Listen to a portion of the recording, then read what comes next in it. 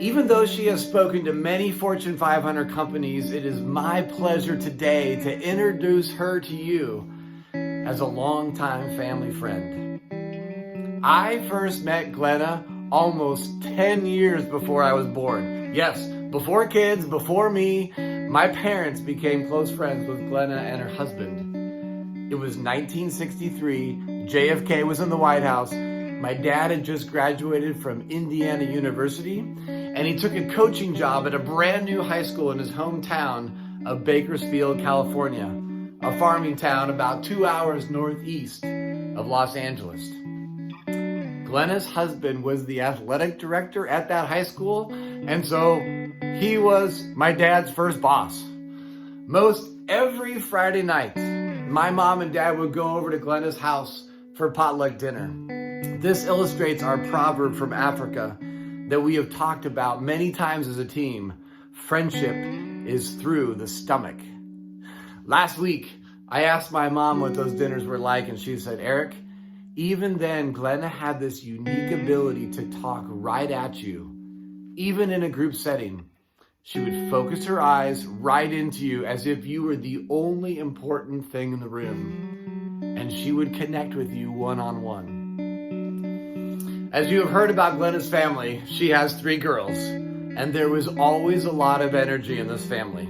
One time, when they had only one of their daughters and my parents were still without kids, they went on a cross-country trip together on the train. Now, her husband and my dad would get out at the train stops and they'd do calisthenics and jumping jacks and push-ups. I guess that's what an athletic director and a coach do on family vacations. Later, when we moved to San Jose, California, they would come and stay with us at our house. That is when I started getting this blessing of having her listen and speak to me and speak right at me. I remember these visits. I remember then writing letters to them as a young kid.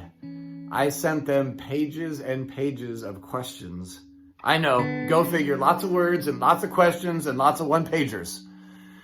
They faithfully built into my life. In my college years, there was even a number of times I reached out to Glenna to run some ideas past her on a paper I was writing. I wanted her take. I wanted her years of insight and wisdom and experience, her focus and her care. When Jody and I first moved back to Fremont in 2000 and I started working for the bank, Glenna was doing her speaking to Fortune 500 companies, and she still took the time to formally mentor me for months when I moved back. Then, in 2013, when, as most of you know, our 16-year-old son died in a car wreck,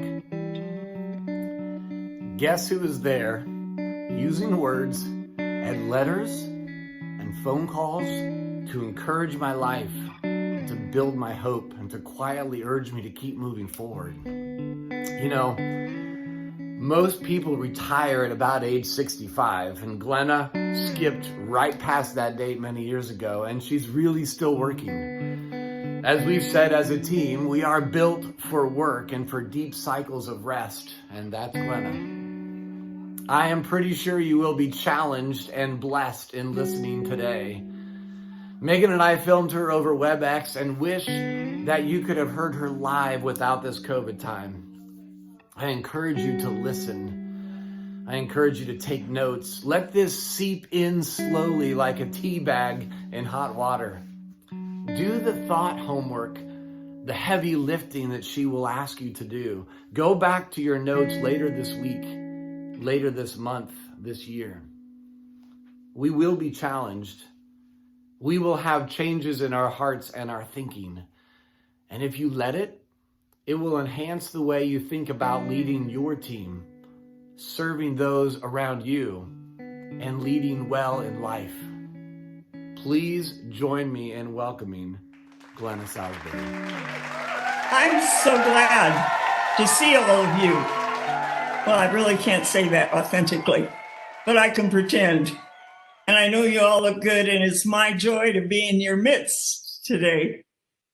because I know you're a really special group of people.